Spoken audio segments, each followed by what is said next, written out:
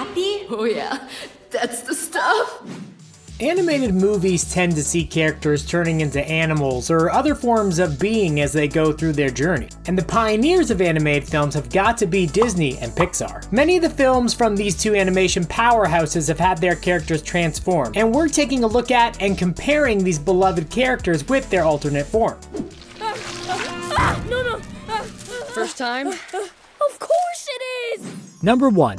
It's Red Panda time! May's transformation is not only cool, but a metaphor for her coming of age. As May describes it, the red panda transformation makes her bigger, smellier, and hairier. And for all our folks who've gone through puberty and had that moment when they looked in the mirror and saw a different person, we can relate. The transformation is also important to May as it also connects her to her family values and traditions within her family's history. All the women in her family have dealt with the red panda, and the way they deal with it in opposition to how May deals with it is a metaphor for how children reconcile with the traditions of their elders. Of all the animated transformations, this one certainly carries a lot of symbolic importance rather than just, ooh, red panda, big and cuddly, cute. It is big and cuddly and cute, just, it's more than that. Number 2. What would you do if you had this power? Camilo is the protagonist Mirabel's cousin, and because of the family's miracle, the Encanto, he can shapeshift into other people he knows. But there isn't a big difference between his transformations and who he is normally. He just looks like whoever he is transformed into. Now, Camilo is not as giving as his other family members. He mostly uses these transformations for mischief purposes. Stop pretending you're Dolores so you can have seconds. Worth a shot. In fact, this version of Camilo is actually toned down from what he was originally going to be in the film. An older version of the script had this character written as more sinister given this power. In the film, this has been watered down to just a mischievous boy who likes to mess with his family for fun. In folklore and history, people with the power to shapeshift have generally been seen as tricksters, villains, or people with less than helpful motives. And trust us, there's plenty of that on today's list. You are make your papa proud. I don't sound like that. Number 3. I prefer the term sea people. Luca and Alberto are sea monsters with the ability to look like humans when they are dry. These human transformations act as a mask, hiding their true forms from the people around them in order to keep them safe. Their human forms are really what they look like minus the fish scales, fish tails, monster eyes, and teeth. While the boys are doing the transforming on the outside, the most important change is actually the town surrounding them during the film. It is the town that must come to see and accept these boys for what they really are, and revise their older, dated traditional views on how they see and treat those who are different.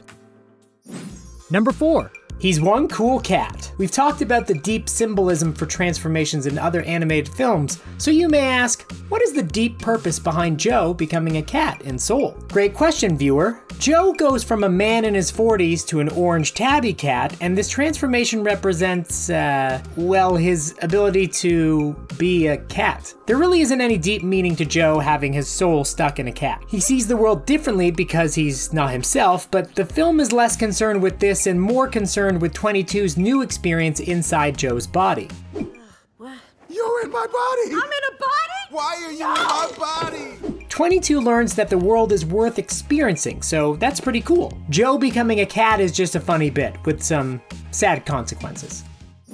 Number 5. If you have a movie about dragons, magic isn't far behind. The last dragon, aka Sisu, can transform into a human to blend in with other people. You could also call this transformation aquafinication, as she turns into what is arguably a purple-haired Aquafina, complete with goofy smile, wide face, and small frame. Plot-wise, Sisu is using this transformation to blend in so people don't know she's a dragon, but the deeper meaning of this transformation is that given the opportunity, she as a human chooses to trust others, unlike Raya, who has learned to only trust herself. We don't know him. It could be poison. Why would he poison us? This demonstration eventually leads to an important development in Raya's character and to the broader film about making peace and putting faith in others. Number 6. It had to be a pigeon. Super Agent Lance Sterling is turned into a pigeon by optimistic but odd scientist Walter Beckett by accident. There's nothing better for Lance's ego than to be transformed from a stud into a flying rat with wings. From top of the food chain straight to the bottom. The only real physical trait that moves from human Lance to pigeon Lance is a bow tie-like print on the bird's feathers and those thick Sterling eyebrows. Just so you know, that used to be the guy in the snazzy tux. This transformation eventually shows Lance he can finish his missions in more peaceful ways, as the power of the gun is no match for the power of the pigeon. Alright, y'all better squad up, cause here comes the... Hey, did you just toe poke me? Number 7. No surprise we're talking about this one. The Princess and the Frog is an ode to classic Disney, so you know there's gonna be tons of magical transformations. Tiana becomes a frog. Naveen becomes a frog. Lawrence becomes Naveen. The voodoo magic went crazy in this one. The frog versions of Tiana and Naveen carry over a bit of resemblance from their human counterparts. Naveen keeps the dreamy eyes and handsome facial structure. Yes, we're describing a frog as handsome. And Tiana's eyes also match her human counterpart. Really, all these transformations are due to Dr. Facilier and his schemes rather than any grand point about these characters' personalities. I suppose there's something in here about love being about what's underneath, but in the end I think it's like Soul. The transformations are simply a hurdle for our characters to overcome. Number 8. Brave is actually the second film to have a bearish transformation after Brother Bear, but we're talking about Brave right now, let's stick to it. Merida gets her mom transformed into a bear using a witch's spell when she has trouble getting along with her. Queen Eleanor looks very much like a bear when she transforms, with a bit of her old personality shining through in the face. This transformation essentially leads the two characters to understanding and bonding with each other. It seems now that the queen can't speak, the two must communicate through more emotional avenues. Now, it didn't have to be a bear, it could have been any animal, a fox, or, something like that, but hey, whatever works to give us that happy ending. Number 9. More classic Disney, more classic transformations.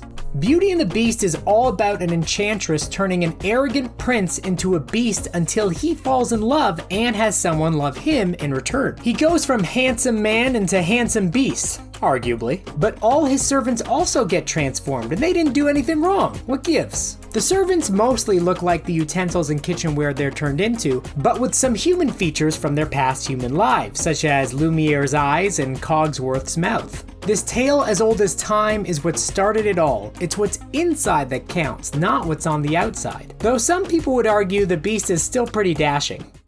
Number 10. Another tale of one's ego being tested by an animal makeover. If you had a massive ego like Prince Kuzco from Emperor's New Groove, the best recipe is being turned into a much lower animal on the totem pole. Oh yeah, a llama would do the trick. Kuzco's llama form definitely takes on some of his human features, the eyes especially. While Yzma's plan was to off Kuzco rather than humble him, this accidental transformation does grant him a different perspective on the world, with hilarious results. A llama is not a symbolic creature in the film, but they are meant to be part of a herd rather than solitary leaders, and that is the arc our cocky hero Kuzco goes through. Number 11. Have you ever heard the phrase, "Don't judge a bear before you walk a mile in their paws"? Maybe it's not exactly like that, but that is the message of the film Brother Bear. While Kenai is transformed into a teenage bear, it certainly retains some of his human facial features with his defiant frown. Kenai is early on gifted the totem of the bear, representing love. And while it's clear he has love in his heart, he must walk in the shoes of his enemies to gain a worldly understanding of family and the nature around him. Also, it's fun to watch animated bears be friends. They're so cute! Number 12. Pinocchio goes from a pile of wood to an animated puppet to a half-puppet donkey boy to full-on real boy after he proves he's selfless. I don't think boys need to nearly get crushed by whales to prove they're real boys, but to each their own. The most famous version of Pinocchio is definitely when he's an animated puppet, walking around with wooden, bending legs and a nose that occasionally grows when he lies. When he transforms into a real boy, his features become very lifelike, with pink rosy cheeks, a real smaller nose, and actual knees instead of bending pieces of wood.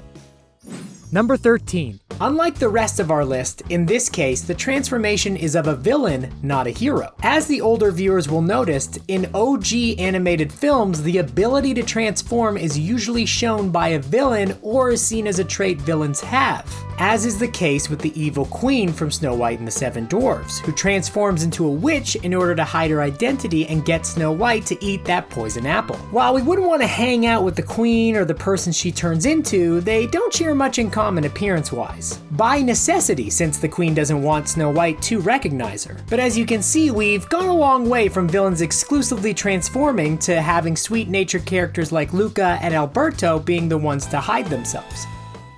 Number 14. Remember when we said shape-shifting in older films was exclusively a villain thing? Here's another prime example of that. Maleficent transforms into a very scary but admittedly cool-looking dragon in order to fight Philip. The color scheme and pointy features of Maleficent certainly carry into the dragon's design, but I wouldn't say they have many similarities if you asked us to pick them out of a police lineup, for example. There's also not much symbolism going on here. The villain just uses a transformation to try and beat up the handsome prince, but it doesn't work. Thank goodness. Number 15. This one is less of a transformation and more of a wardrobe change. Aladdin donned some pretty fancy attire for his transformation into Prince Ali. Sort of a Superman Clark Kent situation. Not really sure how anyone fell for it. Especially Jasmine, but we'll cut her some slack since she's only 16. Literally, Aladdin is just wearing other clothes. We guess he also deepens his voice sporadically, but we're not fooled. The lesson in this film, if you're a handsome, charming man, it doesn't matter if you're a street rat. You can still win the princess's heart. Oh, and Abu gets turned into an elephant. Not much symbolism there though. It's just kind of a mean thing that the genie does to Abu, the poor little guy. Characters transforming in animated films has gone from a cool gimmick to a deeper symbolism of the journeys they go through, while being entertaining for children of all ages to watch. Which transformation was your favorite? Let us know in the comments below. If you liked the video, like and subscribe so you don't miss more animated content. And thanks for stopping by The Things Animated.